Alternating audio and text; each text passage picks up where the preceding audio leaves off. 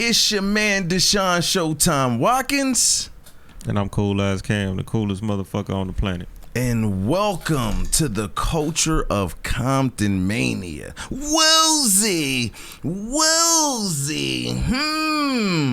And we're here today with a very special guest, man. LegenDarryl. Thanks for having me today, Mr. Deshaun. You know, I've always been a huge fan of Comptonmania, and I'm doing my best to get more and more involved. And what better way to get involved than a one-on-one confrontation with you? Well, not a confrontation, an interview, an engagement, whatever you want to call it. I'm just glad to be here. Man, dude, we super glad to hear about you. We're gonna get into all the stuff that you're into in a minute, but I just want to talk about like your beginnings, man. Like, when did you fall in love with professional wrestling?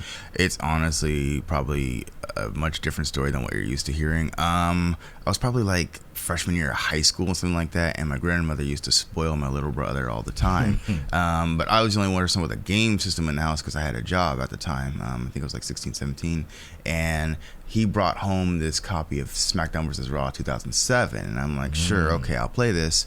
And I found myself playing that game more than any other. I got super addicted to the general manager mode. So I'm like, okay, Triple H was just super cool. He had the sledgehammer. He had this really awesome look. But Kurt Angle had this really great style where he could be goofy but intense at the same time. So then I was like, okay, let's start watching this stuff. And then when I started watching wrestling, this was around the time I remember it because this was when Donald Trump and Vince McMahon were having a feud. I'm like, okay, what's this WrestleMania thing? Like, it was right around that time.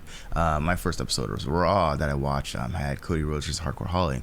So the next thing I know, I'm like watching this stuff more and more in WWE. So yeah, I was watching like Monday Night Raws and SmackDowns. Like, I didn't realize like all the bells and whistles. I didn't know why Vicky Guerrero was so important, why everyone hated Edge and whatnot. I didn't know the difference between like good guys and bad guys. I was slowly learning into it. Next thing I know, after the video game stuff, my grandmother would buy him like DVDs from Walmart, like the Shawn Michaels DVDs. Those are dope. Yeah, so they were bringing like these compilations and stuff, and then I started buying my own compilations, like the Rise and Fall of WCW, the Rise and Fall of ECW. Like, I was like super into these documentaries about like wrestling and stuff. So I was watching like really classic, really old wrestling at the time. It's crazy, Cam, to hear this side of the perspective, right? Like, to see that the time that he comes into it, like he's going into the library, bro, like to get up to date. That's insane. That's how you know that's your passion, though, because it bleeds over. It starts from here, and then I don't want to say cancer, but you know, like you research everything about it. Like, go ahead, continue. I didn't really get super in. Like, I was starting it was starting to become like a cult, like a culture for me. Like, my Mondays were, as soon as I was doing my homework, you know, Monday Night Raw would come on, and that's how I'd go to sleep. Same with Fridays, because you know I didn't really do a lot on Fridays. The weekends was when I would do stuff. So Friday nights I would be at home by myself, with a pizza, watching SmackDown. You know, like, Rey Mysterio versus Great Khali. What was on your pizza? Oh, it's always pineapples and Canadian bacon. Oh, wait a minute. Hey, are you a pineapple? Look, man, I used to fuck with Canadian bacon back in the day, you know. But, you know, I see a lot of people say ham and pineapple, but, you know, the Canadian bacon give you a whole little different twist on it, though, you know. But regular bacon is good with the pineapples, too, though. I don't really mess with bacon as much these days. Oh, he ain't with the pork. He ain't messing with the swine, pork brother. be getting, you know, little spots in where I don't want, you know. No, for sure. Let's get back to it, man. He said no swine. You hear that, Cam? Don't be coming over here with no swine. It depends on the cheat day. Like once a month, maybe. Nice. Okay. So you started getting a lot of the DVDs and the memorabilia. You start getting into the craft. Like, when did you start getting into it? Like, when did you think like, okay, I'm finna get involved in it? Oh, like when I started training to become a professional wrestler, man. It's not a good story. So basically, I was suffering from severe clinical depression at the time. Okay. One second. Okay. From what? Like, if you don't mind, like, was it like what were you dealing with? Oh no, like my whole life had fallen apart. I had ended a a 3.5-year relationship had just ended. Wow. I had lost my home. Like I was on the streets for a good second. I was drinking a lot too. Like every basic common. My life is falling apart kind of thing. Got you. So I was like working a menial bar back job, dishwasher position and stuff like that. And then I started going to therapy, and my therapist told me, yo, the first time, you broke your depression, you were working out a lot. Like you went from 208 pounds to 175 in like a month. So maybe you should start doing that again. And that's what I did. I started going to the gym like 6-7 days a week for like 3-4 hours. Wow. And one time I just went like almost 10-11 days in a row until I physically couldn't get up anymore. And I was actually getting disheartened because I wasn't seeing any kind of physical change, and I didn't realize that at the time rest days were important. Right. So after I couldn't get out of bed that one day, I just stayed in bed the entire day. And I woke up the next day, and there was like a huge transformation. I was like, whoa, like I had core, my chest had like a little dip, my arms had definition, and I was going to the gym more and more, and I found my body was like getting to a really good physical prowess point. So I woke up, I just was like, I have to do something with this. And because I used to work in the convention circuit a lot with like, LA Comic Con, San Diego Comic Con, Anime Expo, Power Morphicon, Robo Toy Fest, all the nerd stuff. I had connections. I knew wrestlers and stuff like that. And they knew I was like, at this point, I was more than 10 years into wrestling, so I was like watching New Japan. New Japan was where it was at for me at the time, because they have such a sports presentation. So I asked, yo, is there any place around my area where I could start, training for professional wrestling? Like, I had no prospects of ever wanting to work in the United States as a professional wrestler. No, you rather go overseas? Overseas, yeah, because that's where the wrestling felt like wrestling to me. Like that, like the purest version of it. And he gave me like 3 different places to go. It was Santino Bros. No, 4 different. It was Santino Bros, Rikishi School, EWF. Nice. And thank you. I was looking for the word, but it's like Rikishi was easy to remember.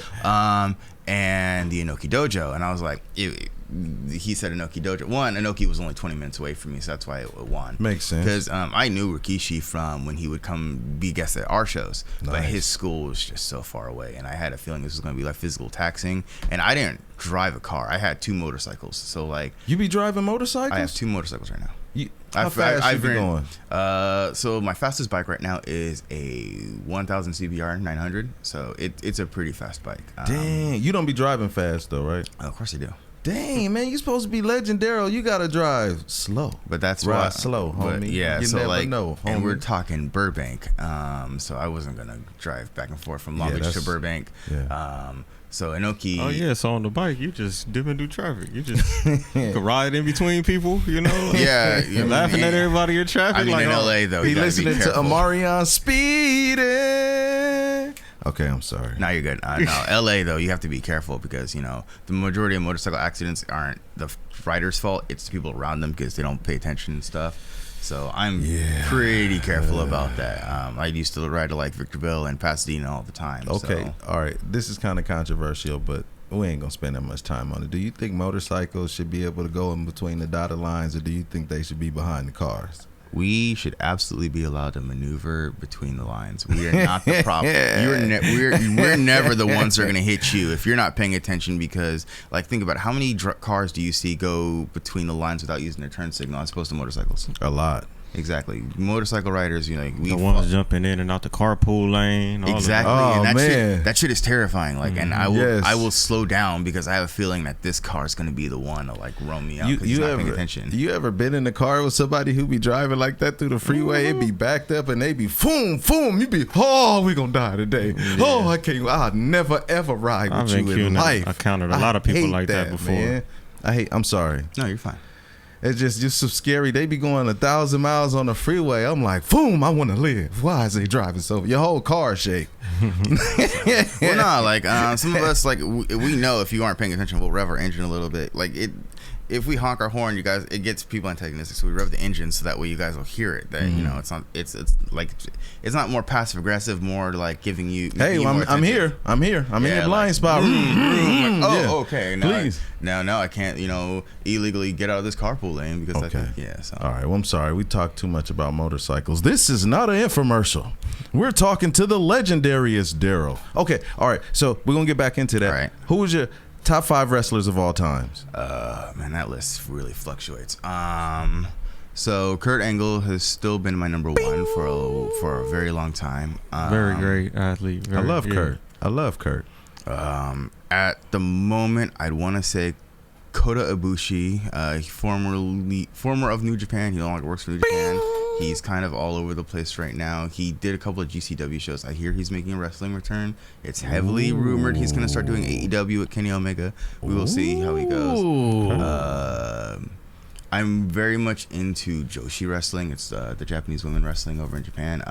Mayu Iwatani, she is considered one of the top 3 women's wrestlers in the world. I have modeled some of my craft after her. Her bumping style is fantastic. Wow. And she has a really smooth moveset. You said 5, right? That's 3. That's 3. 2 more to go. I got okay. Who else? Brian Danielson. He's just or Daniel Bryan, however you want to know him. Not everybody watches everything. So you were with the yes, or was you with the no? Neither. I focused more on this. He was just so great. Just like technical. He was so smooth. Everything he did was just pure and smooth. And he was good on his feet. It's like you get out there and get on the dance floor, and they say you cut a rug, right? Ain't that what the old folks used to say? And he has such a unique look, man. When he like grew his hair out too, it reminded me of Forrest Gump when he was running, and he was just like, I'm not gonna run anymore, and he put the thing on his face, iconic. Mm-hmm. Like I love the smiley face emoji. Man, Daniel Bryan's amazing. That was before we had emojis. Yeah, I'm sorry, but go ahead. There's one more. One more. If I had to pick between anyone in the world, so you just asked me my favorite book, and I've forgotten every single book I've ever read. Don't you hate it when that happens? I'd probably want to say it'd either be a toss-up between Triple H or Chris Jericho. Ooh, okay. Because they're just both tremendously well-rounded. Like there's barely a thing they cannot do. I mean, Triple H will tear his tricep and still manage to work a 30-minute match. That is so crazy. I came from the era where I absolutely couldn't stand Triple H. I wanted to throw up every time I heard Triple H. But he was a classic heel. Exactly. And that's how you knew he did his job right. I hate it. I can't wait to meet Triple H. But think about how many people to this day now that work with him, that love him. Of course, he's a great person.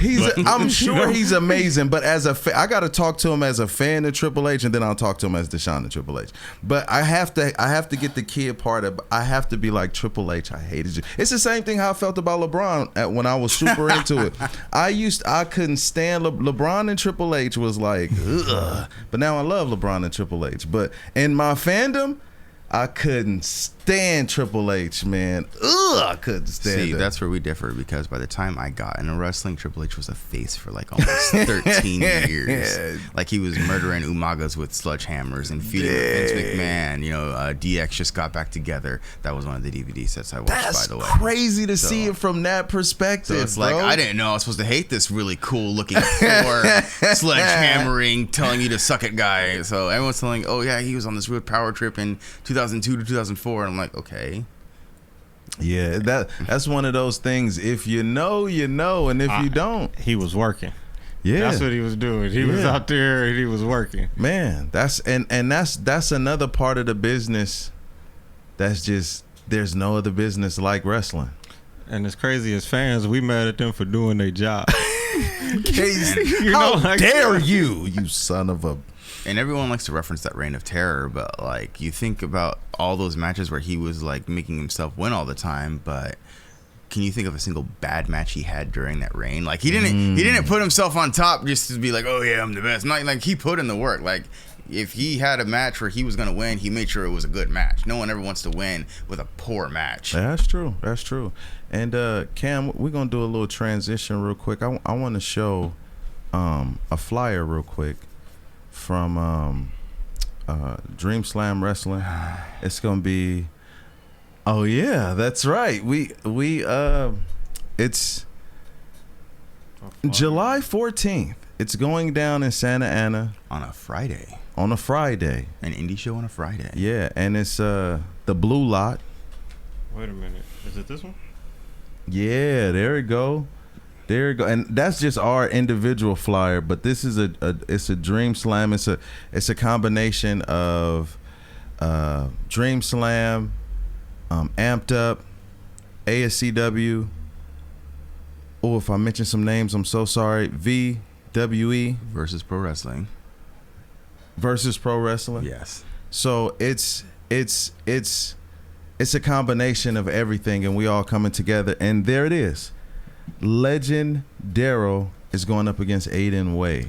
So I just have one question. Do you guys not like or appreciate your championships? Because I see it's on Aiden Way. Somehow he's been a 3-time Compton Boulevard champion, and you want me to wrestle. You want me to wrestle him, but he's not a wrestler. He's one of those play deathmatch guys who don't know the difference between a headlock or a wrist lock. He just likes to use weapons and hit people in the head with them. Damn, I mean, you just gonna disrespect that man. It's like not more that? of he disrespects the art of professional wrestling.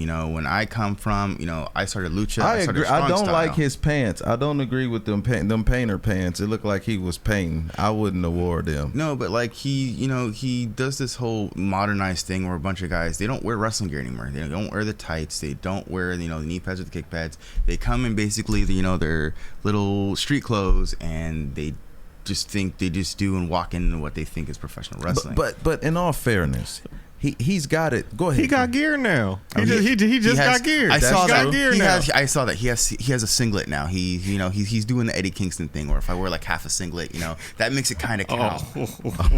Damn. I mean, but okay. Well, stop laughing, Cam. I'm sorry. Okay, it's so funny, no, man. Yeah. Okay. All right. But he won it 3 times though, Daryl. I mean, listen. I'm look. Okay, a broken clock can be right twice in a day. So I mean, damn. Well, damn, that's a fact. I didn't even.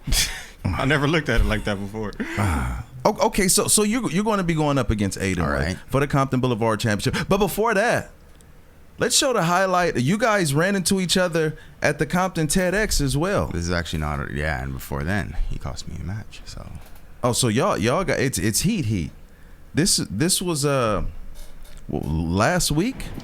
Hey guys, it's me, Legend. Well, there's the promo. For it, Daryl, and I'm here over at the Compton TEDx event, giving back to the community, introducing Comptonmania and wrestling out to the Compton community. But I'm not here for just them. I'm here for gold. I'm here for opportunity. I'm here to promote myself before the big Comptonmania Ghetto Gauntlet, August 26th. And I don't care if I have to go through folks like the God King, Shiloh, or that wannabe deathmatch wrestler, Aiden Way. One way or another, I'm gonna go ahead and show the world that I am here and I have what it takes. I hope you're ready, because I'm done waiting.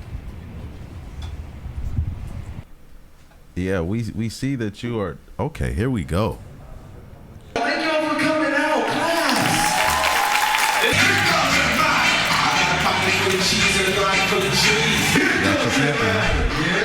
It's the title right now. Yeah, it's the champ. At any moment. Now that's so be careful. I don't got nothing to do with this one, man. I don't got nothing. You just threw piss off. You guys need less sensitive referees. Ladies and gentlemen, this match is for. Oh, did that hurt? Look, it doesn't know any holds. All he knows how to do is just hit people with stuff. His head is rolling down Rosecrans. Oh, concussion. Oh, Jesus. Oh, he might be seeing triple. Good Lord. What is the umbrellas? Not even raining in here. What money? See, look at I'm just trying to engage and enjoy myself with fans, I see that. And look at, and now he's interrupting me. He won't even let me embrace the Compton community, and that is the guy you have as your champion. It looks like the community wanted to whip you up too. What did you do to everybody, Daryl? See, look, he's not even teaching how to chop right. Anyone can get involved at any time. As long as you got a referee. Wait, Wait. Ladies and Now gentlemen, Shiloh this gets is now involved. a This triple is threat match for the crazy. Compton Boulevard title. Oh Lord, you never know what's gonna happen at Comptonmania. I don't know a lot about Shiloh other than the fact that he's kind of going through a bit of a transition himself. But he was in my way, so I mean nothing personal. No, I mean I totally get it. It's 24/7, 365. Oh, beautiful super kick. Anything that happens to Aiden's head, you know, I'm completely down. You really can't stand him, huh? 1, 2, oh, what a break. You saved him right there. No, I saved me right there. True. He's representing Long Beach. He said it's an LBC type of day. Oh, no, not the ref. Oh, he got a ball head. He got a ball head. What? Oh, my God. You're hurting his face. Is it over? Oh, not the umbrella. That's bad luck. Ugh. Wait, what? No. Oh, wow. Oh my I'm God. pretty sure he's used to that kind of stuff all the time. Oh, wow. Hey, that was in too deep. If you know, you know. He said it was in too deep. You remember that movie? LL Cool J, Omar Epps? The pool cue. Oh my God, that was one of the most traumatic things seeing in the movie. Okay, and still, Compton Boulevard champion, the Hardcore Mama's Boy. Mama's Boy, I do agree with.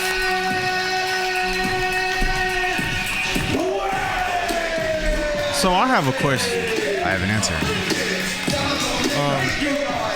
Follow Comptonmania on everywhere.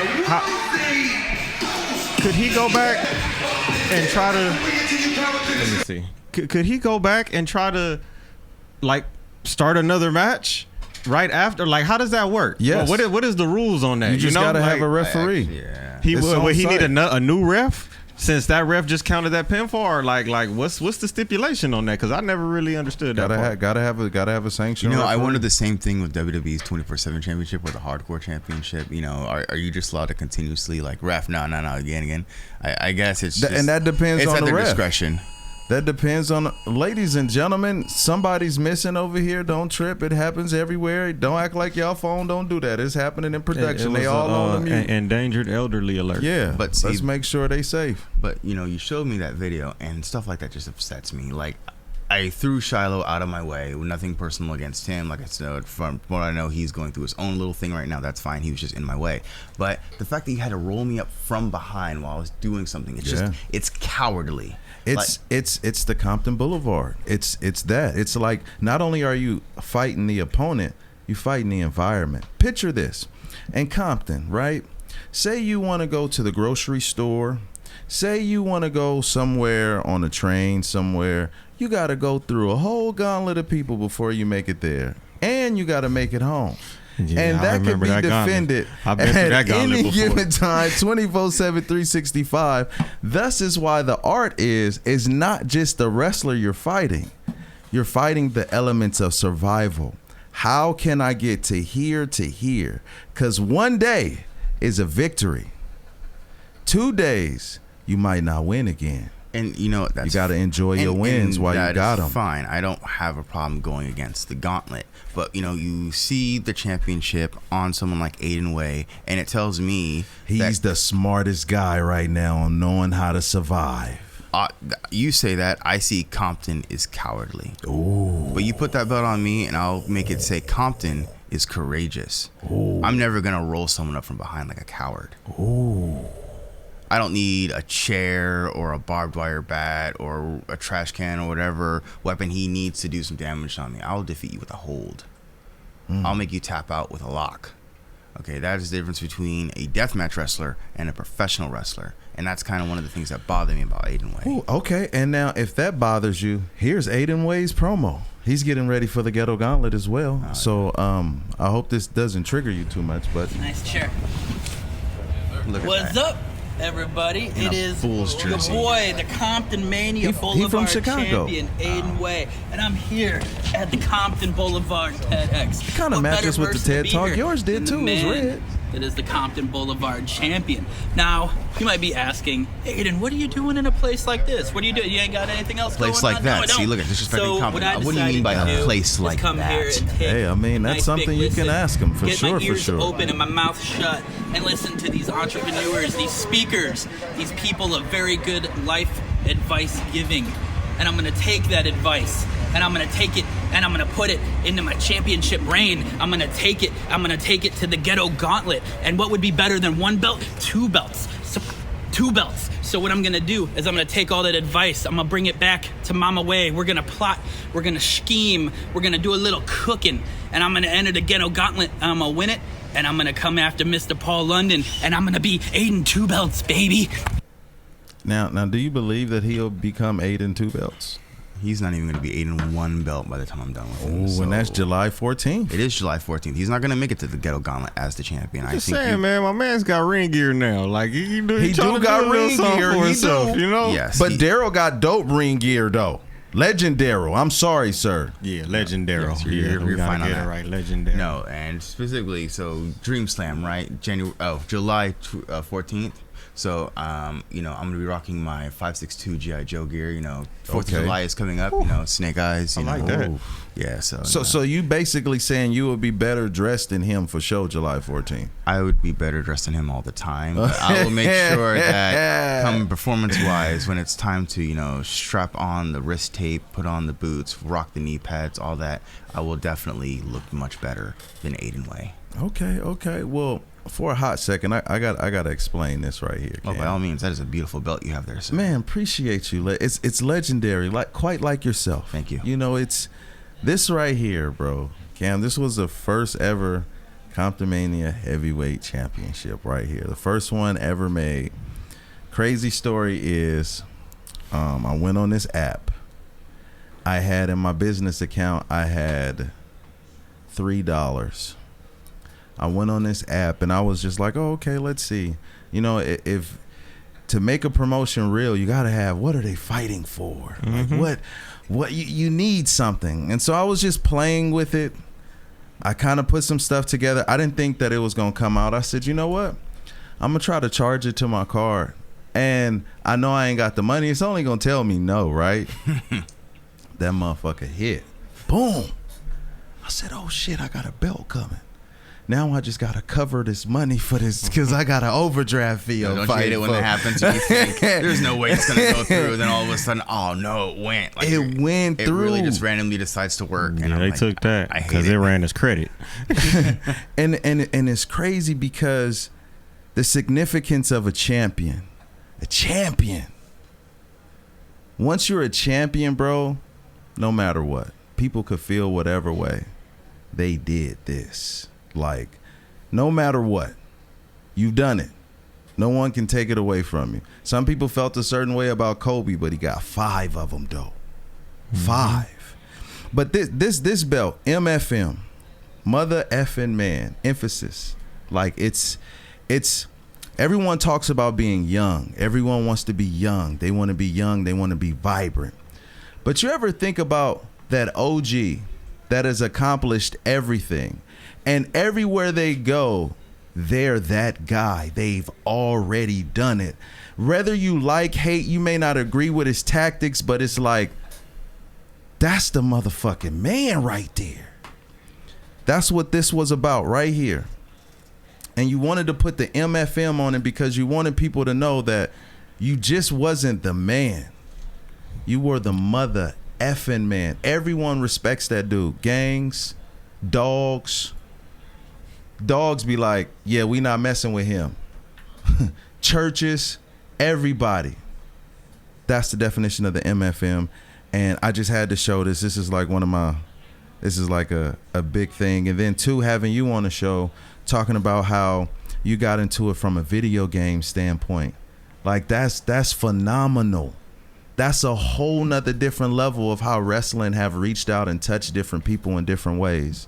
Like, you never know how something is going to hit you. It hits you. And you are an inspiration to a lot of people too, just to come in like that. Because sometimes when you going into something, you kind of think you're not worthy because that's the where you came and saw it. But it don't matter, bro.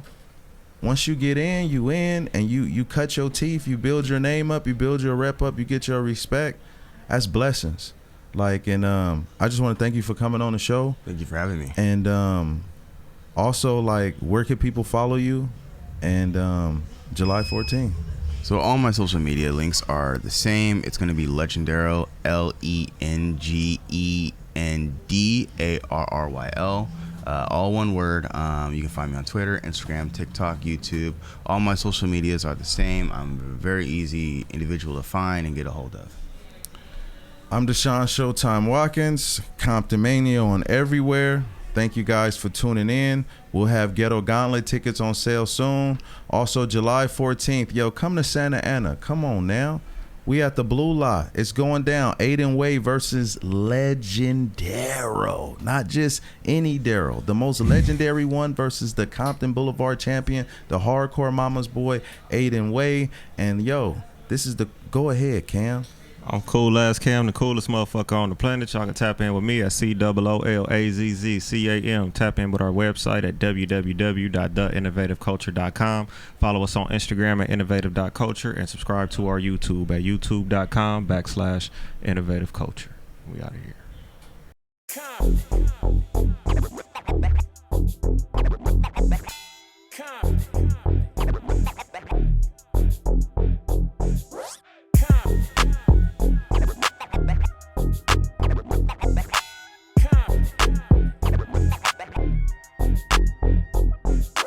Innovative.